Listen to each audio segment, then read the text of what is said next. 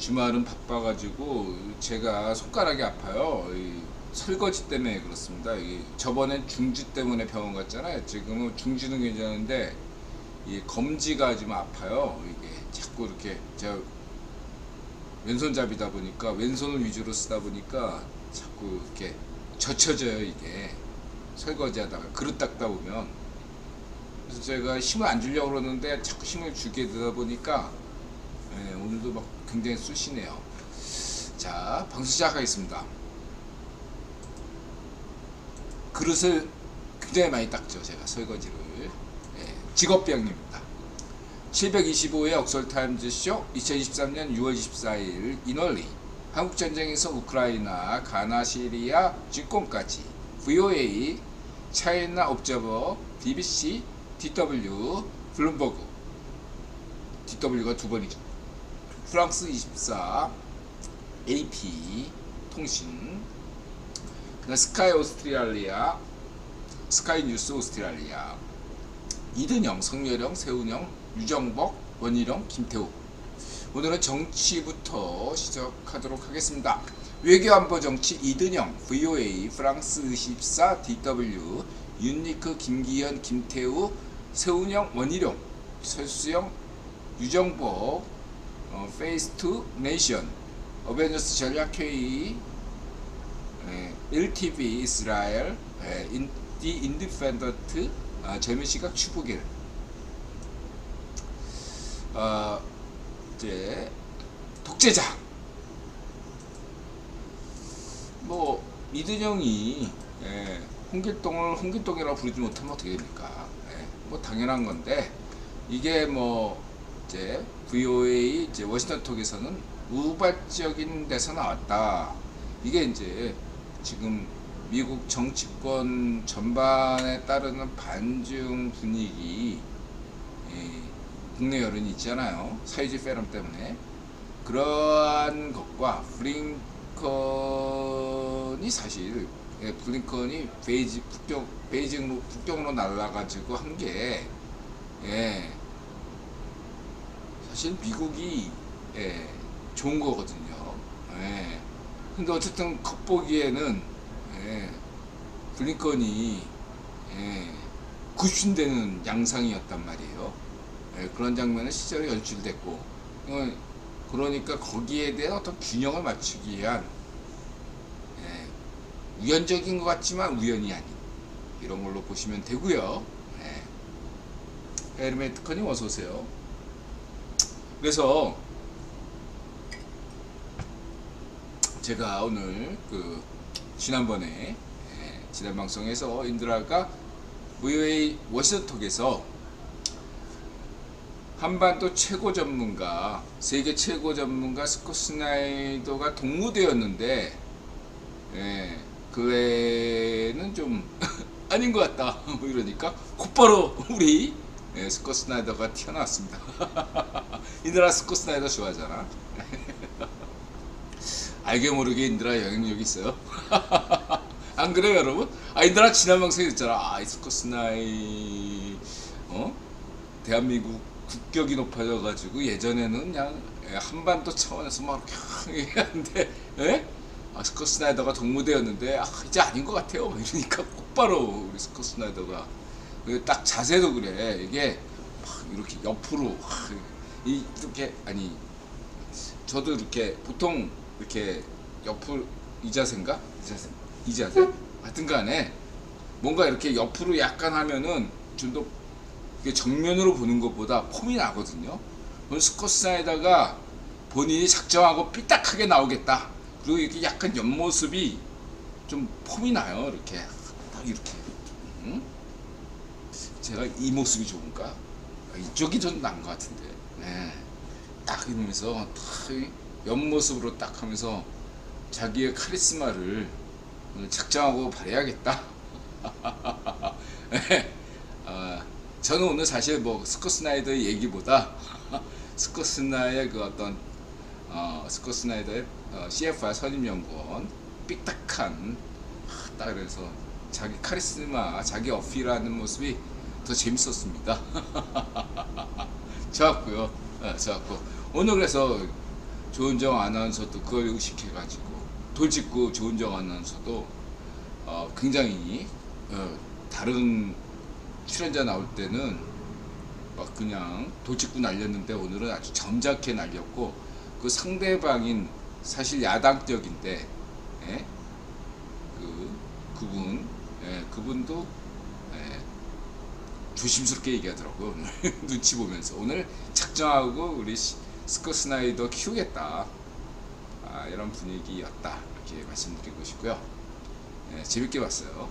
자, 제가 이제 외교 부분 이제 이 부분에 대해서 국제유통자본론 관점에서 여러분들에게 말씀드리고자 합니다. 뭐 좀 우크라이나다, 가나다, 시리아다.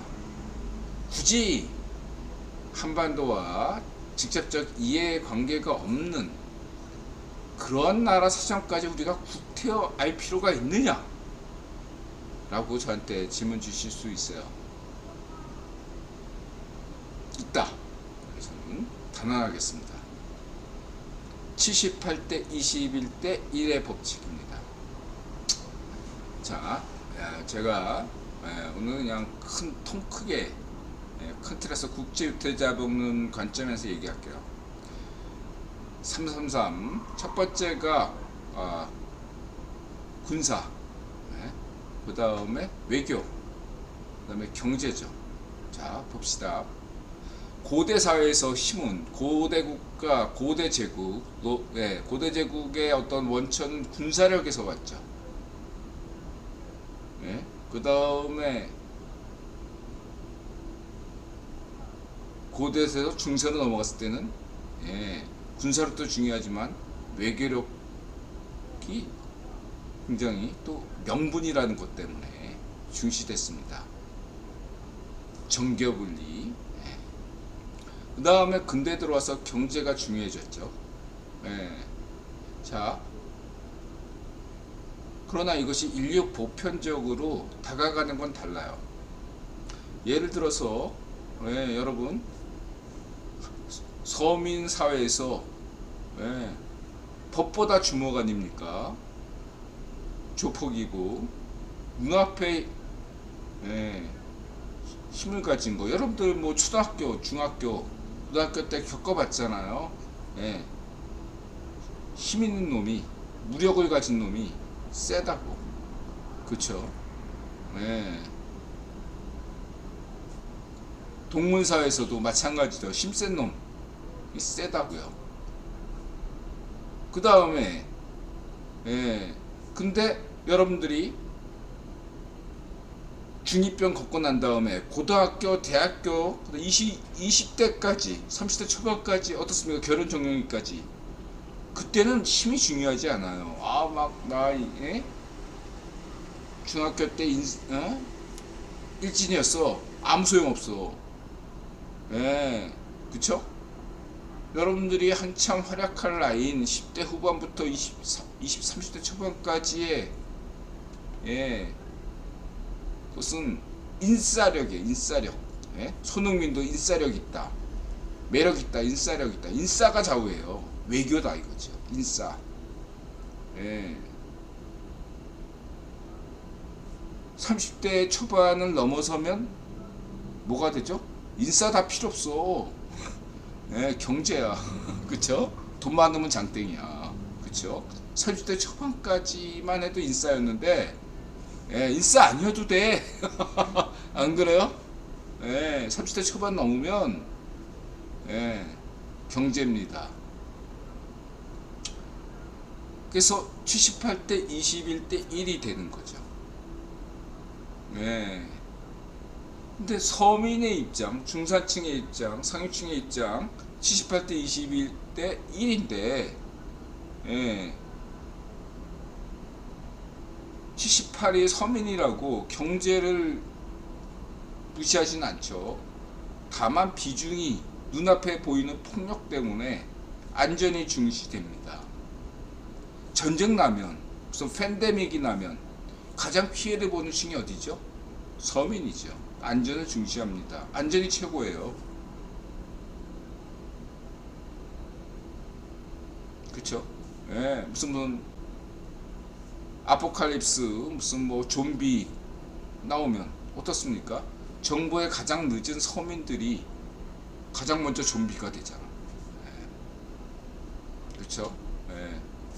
그게 그냥 법, 78대 22대 1이에요. 그래서 무시는 하지 않되 서민들에게는 우선순위가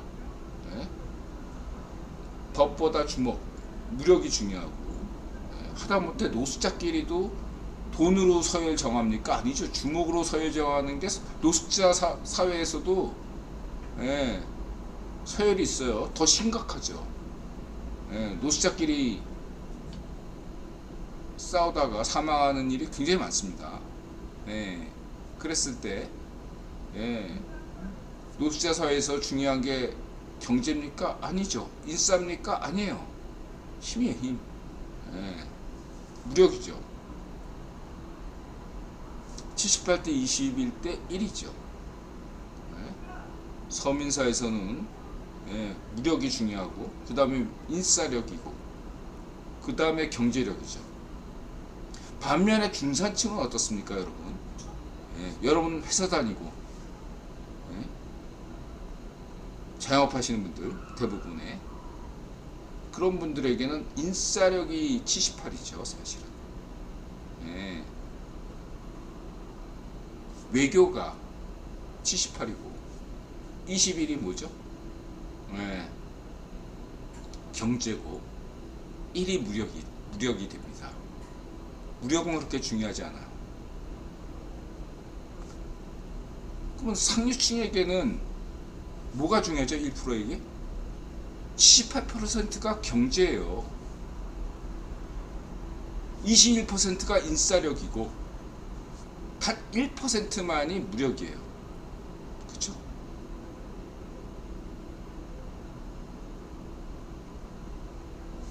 이러한 차이들을 고스란히 국제 질서에 적용시켜 보십시오. 자, 우리가 한반도 문제 얘기할 때, 대한민국의 외교를 얘기할 때, 뭘 얘기합니까? 뭐, 미국과의 외교, 한미동맹이니까. 그 다음에 4대 외교, 4대 강국 외교. 냉전 시절 때만 해도 4대 강국 외교. 중요했죠. 그 다음에 제3세계 외교. 이렇게 얘기하죠. 그쵸? 여러분 그렇게 공부했죠. 그러면 여기서 그냥 외우지 마시고 자 생각해 보세요. 한반도 문제만 따져봅시다. 오늘 그 스코스나이더 얘기하는 것 같고 뭐 다른 여타 얘기. 아까 초미의 인드라가 우크라이나 얘기를 우리가 굳이 알아야 되나? 가나 얘기를 우리가 굳이 알아야 되나? 시리아 얘기를 시리아 난민 얘기를 우리가 굳이 관심을 가져야 되나? 과거에는, 냉전 시대에는, 대한민국이, 그저 제3세계 국가의 모범국 정도였을 경우에는 굳이 우리가 우크라이나나 시리아나 가나에 관심을 가질 필요가 없었어요. 근데 이제는 왜 가져야 되죠? 인싸력이 필요하니까. 인싸력이. 다시 얘기할게요. 자, 오늘날 국기본인 이유 뭐죠? 다르게 얘기할게요. 왜 세계통화, 기축통화는 달러입니까? 국제유통자본론에서는 첫 번째 요인을 군사력에 둡니다. 전 세계 모든 군사력을 합친 것보다 단 1%라도 미국의 군사력이 강하기 때문에 가능한 거죠. 만약에 미국의 군사력이 전 세계 군사력을 합친 것보다 단 1%라도 낮으면 어떤 결과가 오죠?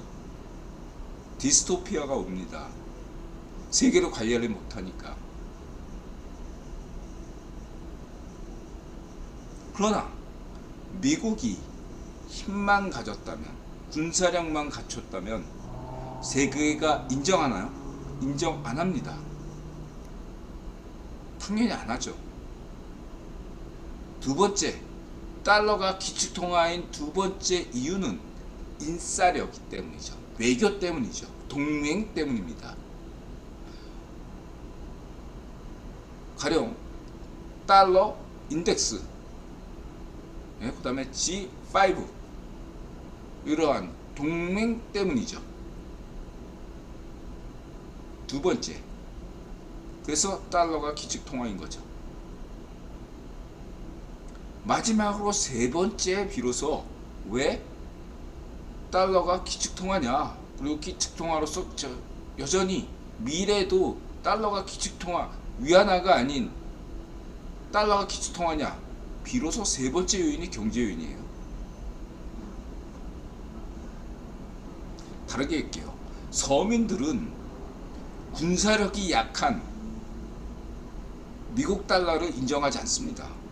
왜냐하면 무력이, 체감되는 게 무력이기 때문에. 중산층은 인싸력이 없는 달러를 인정하지 않아요.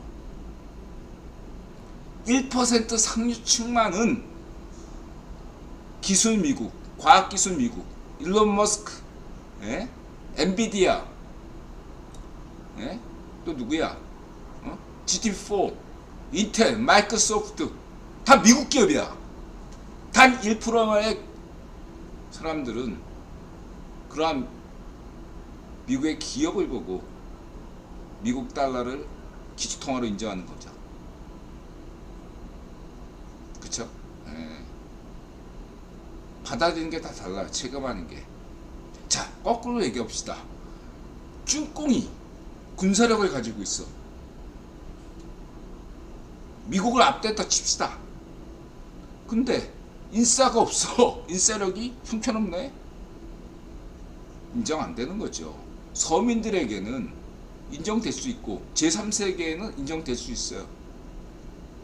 그러나 중산층, 상층, 부자들에게는, 상층에게 인정을 못 받아요. 그 다음에 쭈꿍이 경제력이 있어? 과학기술이 뭐가 있는데? 세계 최고 과학기술이 뭐야? 나는 없어. 아무것도 없어. 중국 위안화가, 쭈꿍 위안화가 신용 받을 수 있겠습니까? 기축통화가 될 수 있겠어요? 될래야 될 수 없는 거죠. 그렇죠? 이거를 한국의 외교로 생각해 봅시다. 여태까지는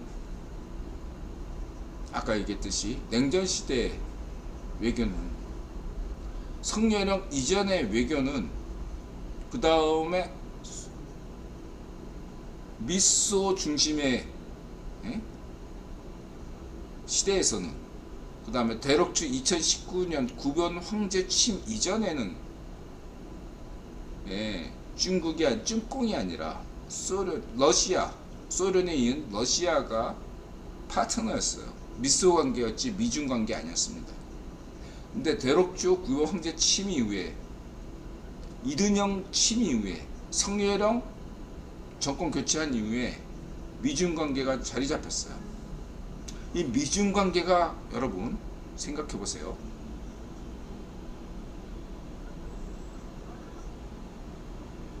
우리가 왜 미중 관계를 이해해야 됩니까?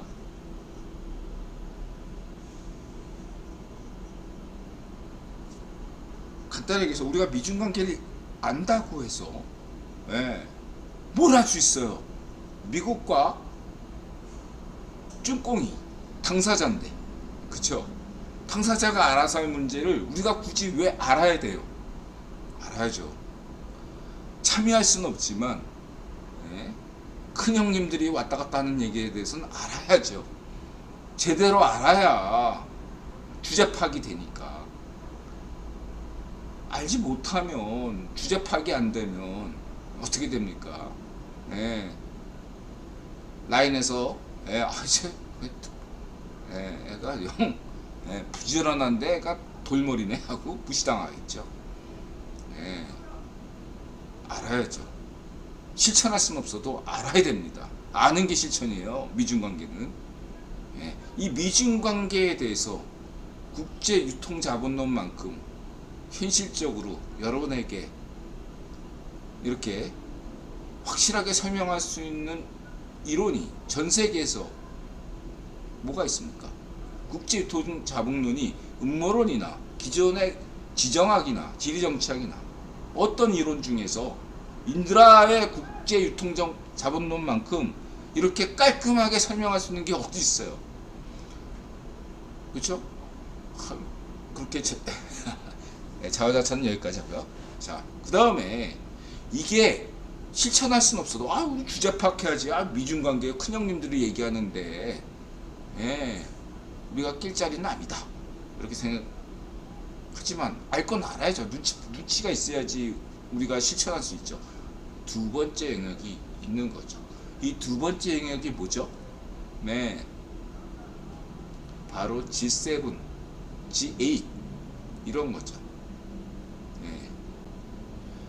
플레이어로서 참가한다는 거예요. 여태까지 성렬령 이전에 한국 정부는 외교에서 이 두 번째 인싸가 빠진 거예요. 없어요. 어디 외교로 나가도 정상하고 만나면 대북 문제 이거 얘기하고 끝나. 그리고 경제 얘기하고 막 그래요. 근데 예를 들어서 프랑스하고 독일을 만나고 프랑스하고 일본, 프랑스하고 독일 이렇게 만났다 칩시다. 그러면 전 세계의 현안을 가지고 얘기해요. 이게 중요한 거거든요. 자, 미국 역시 영국이든 미국과 쭝공을 제외한, 쭝공이 과거에는 이제 미국과 러시아였지만, 지금은 미국과 쭝공이니까. 제3세계에 대해서 프랑스 문제에 대해 이런 프랑스 이런 일본 문제에 대해서 다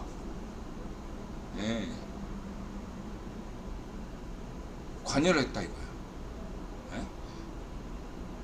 오늘날 시대는 미러시아 시대가 아니라 미중 시대죠. 미중 시대. 국위본 관점에서 타켓이 이제 러시아는 보통국가 쭝공이 됐단 말이야. 그러한 시대에서 자, 플레이어가 뭐냐면 챔피언과 도전자.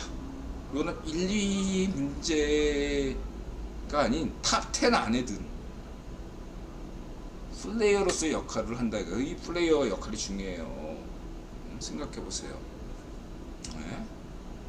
EPL에서 누가 우승팀이냐 이런 재미도 있지만 누가 챔피언스 리그에 나가느냐 이런 재미 있잖아요.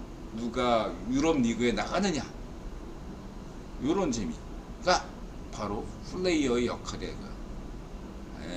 누가 강등되느냐, 누가 국가 파산되느냐, 그건 북한이나 가나의 문제지만 누가 갑자기 뜻밖의 EPL 우승도 먹을 수 있느냐 이런 거. 그러한 어떠한 아스날처럼 예를 들면 K-팝도 마찬가지죠. 3대 엔터테인먼트사뿐만 아니라 중소기업 엔터테인먼트에서 갑자기 치고 나올 수 있는 거잖아요. 그런 거가 같은 이치죠. 자, 여기서 플레이어로 참가하느냐 안 참가하느냐가 굉장히 중요한 문제가 된다. 100년 전에 지금 신제국주의 시대라고, 신냉전 시대가 아니라 신제국주의 시대라고 얘기했습니다. 자, 제국주의 시대 때 100년 전으로 돌아가면 제국주의 일본이 러인전제 중일전쟁 일으켜가지고 저쪽 요동인가 그쪽 러순왕군가 어디 거기 먹었잖아. 근데 삼국 간섭 때문에 일본이 포기하잖아. 여기서 삼국에 참여한 나라 영국 말고 러시아와 프랑스가 한 일이 뭐가 있어요? 아무것도 없어. 사실 영국이 한 거야.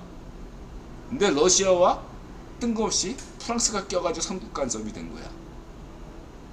네, 이게 인싸력인 거예요. 말하자면. 네.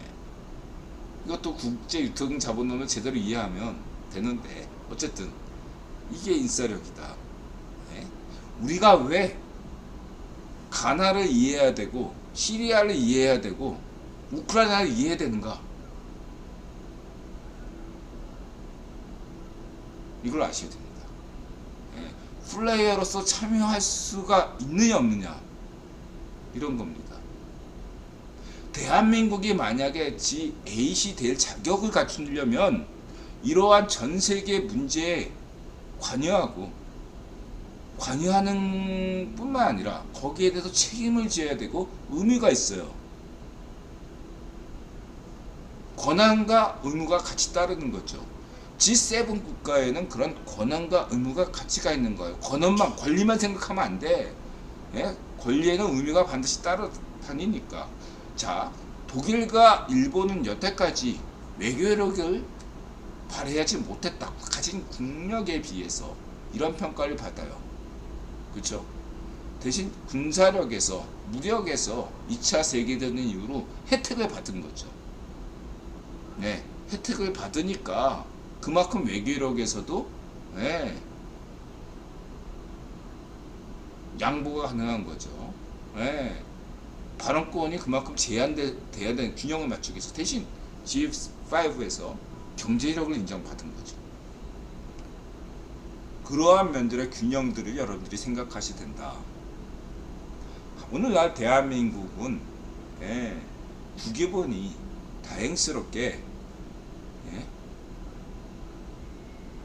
여러가지 종합적으로 생각하면 억지력이라는 측면에서 대한민국의 군사력은 굉장히 무력은 쭝꽁도 무시 못할 수준으로 올라와 있습니다. 비록 쭝꽁이나 일본이나 러시아에 비해서 약할지언정 다른 나라에 비해서 4대 강국 빼고 다른 나라에 비해서 손색이 없어요. 자, 그 다음 인싸력. K-팝이면 끝나잖아요. 그렇죠? 네. 그리고 경제력이죠. 여러분 잘 생각해보세요.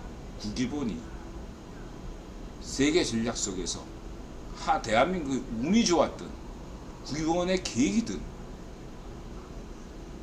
국기본의 보상이든 어쨌든 간에 대한민국은 오늘날 선진국 된 것은 51%가 국기본 덕분이고 국제유통자본 덕분이고 49%는 박정희 대통령 덕분이라는 거 잊지 마시기 바랍니다. 그러면 대한민국 시민이 한 일은 아무것도 없느냐?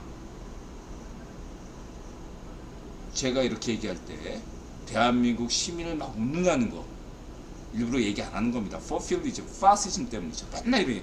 박정희 대통령 때문에 우리가 선진국 됐다 그러면 좌파시어들이 이런 얘기하죠. 대한민국 시민 덕분이다. 누가 대통령 되든 대한민국은 선진국이 됐을 것이다. 이게 파시즘이고 포퓰리즘입니다. 잊지 마시기 바랍니다. 너 중건아, 너 그런 논조를 계속 가지면 파시즘이야. 너 인드라가 너를 쭝건이를 너는 좌파시어로 여기지 않고 그냥 좌파라고 여기는데 너의 일부 주장은 좌파시어야.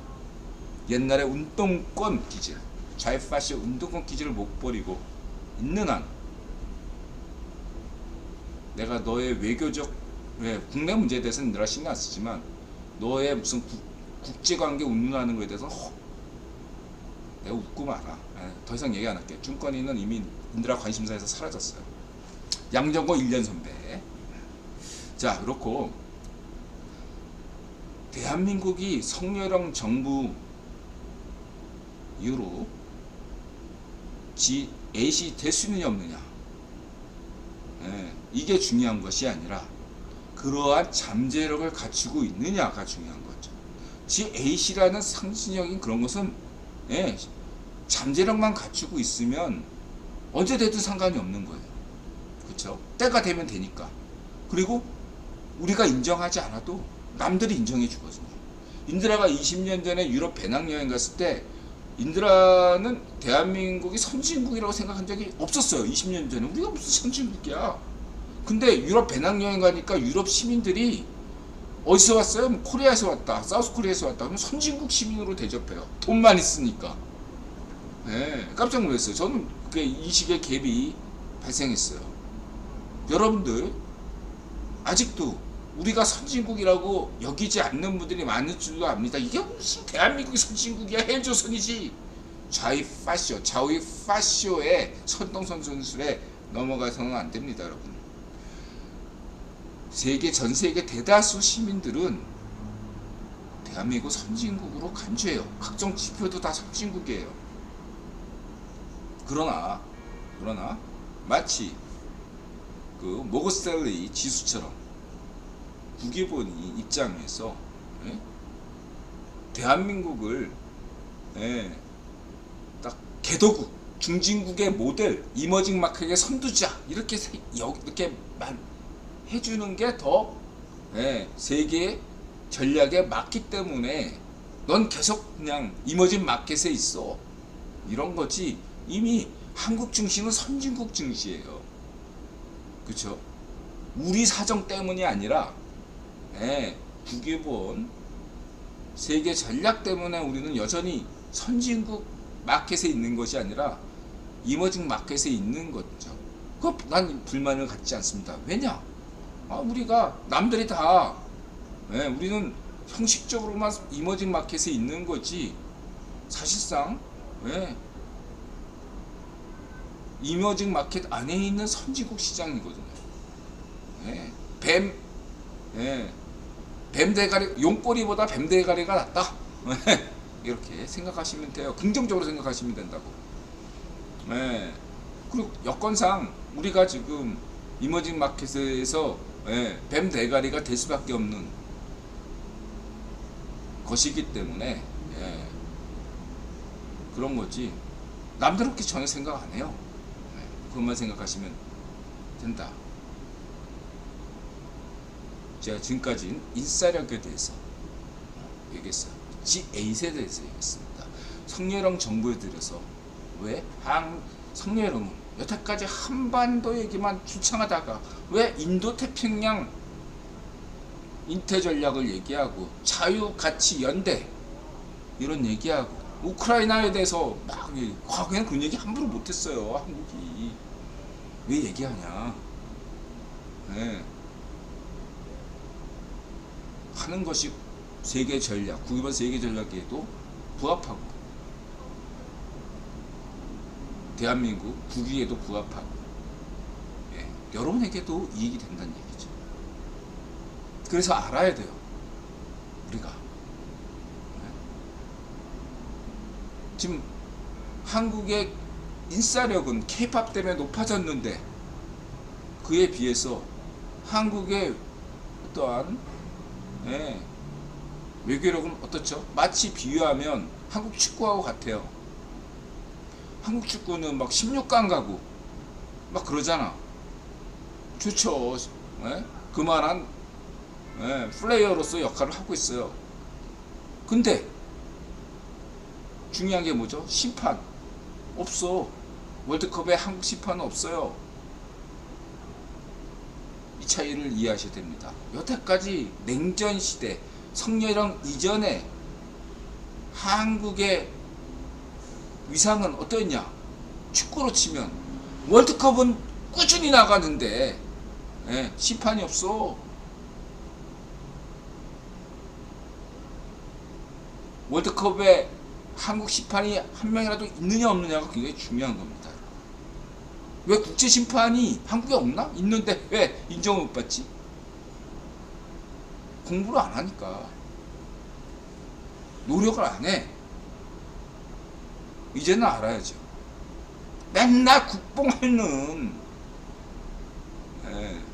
그러한 유튜브만 보면 영원히 월드컵 국제심판 없습니다. 한국에는. 그러한데 조회수 많으면 부끄러운 줄 알아야 돼요. 가짜 뉴스나 떠든 그런 축구 뉴스, K-팝 뉴스. 이성모 기자 같은 K-팝에서도 정통한 그러한 사람이 등장했을 때 비로소 예? 실력만 있는 게 아니라 예? 세상의 규칙을 논할 수 있는 플레이어구나. 그러한 자격, 자유인 자격을 딸 수 있는 겁니다. 공부하셔야지. 대한민국 시민들이 자유인이 되기 위해서 공부하셔야지.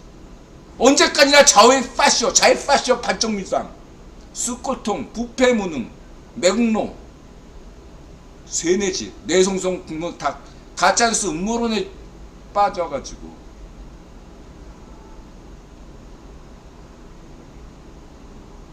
남들이 비웃어요. 비웃습니다. 겉으로는 뭐 야당이니까 그럴 수 있죠. 속으로 비웃습니다.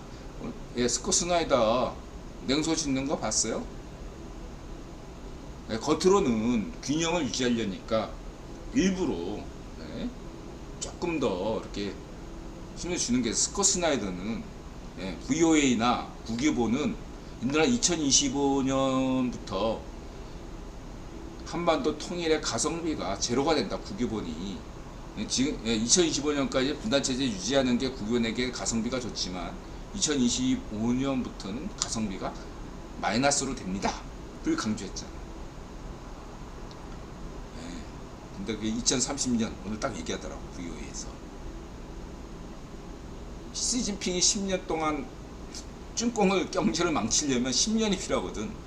2030년에 쭝꽁이 메콩 시파르가 되지면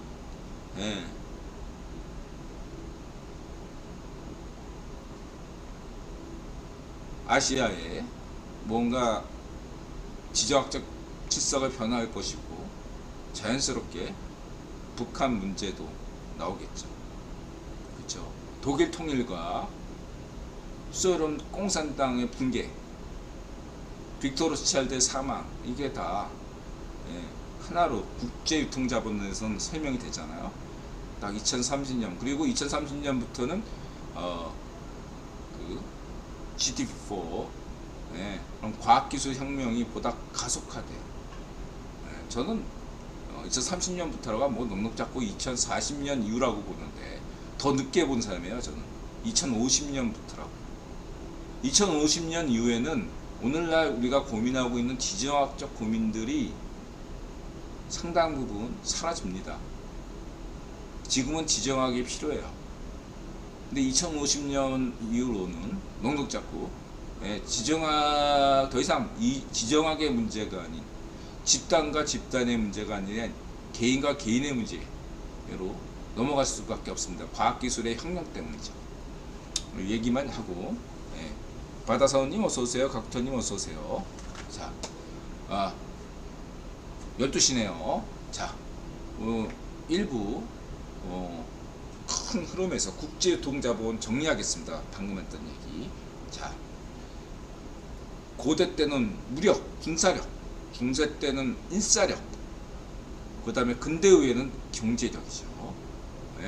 세대별로도 초등학교 시절에는 무력, 그 다음에 10대, 20대, 30대 초반까지는 인싸력, 30대 초반, 30대 중반부터는 경제력이죠.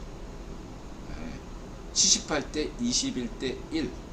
이 세 가지 측면을 세대별로, 그 다음에 별로 보여야 됩니다. 그리고 이 서열 자체는 자연 질서예요, 여러분. 이걸 뭐 계급화 시키는 것 자체가 그거는 전 반대하지만, 언제든 동물이든 식물이든 어느 것이든 다 이러한 서열이 있어야, 서열이 있어야 그게 안정화되는 겁니다. 그리고 서열은 고정화되는 것이 아니에요. 운전비처럼 재벌 3세 망나니처럼 하면 노숙자가 되는 게 자연 질서입니다. 아무리 망나니 짓을 해도 네, 늘 왕이 되고 그런 건 자연 질서가 아니에요. 네, 그렇죠? 네, 신의 뜻도 아니고. 네. 아무리 가난하게 태어났어도 그렇죠? 박정희 대통령처럼 열심히 하면 대통령이 되고 대한민국처럼 선진국이 되는 게 자연 질서입니다. 하늘은 스스로 돕는 자를 돕는다. 자조 새마을 정신이죠. 반면에 이것을 거역하는 역사적으로 검증됐고 경제학적으로 사기미 판정난 공산주의의 자주 파시즘, 우리끼리 자주 파시즘은 여러분들을 굶어 죽게 만들고 대량 학살을 발생시키는 것이라고 역사적으로 검증한 사입이에요. 이렇게 일부를 정리하고 이후에서 찾아뵙겠습니다.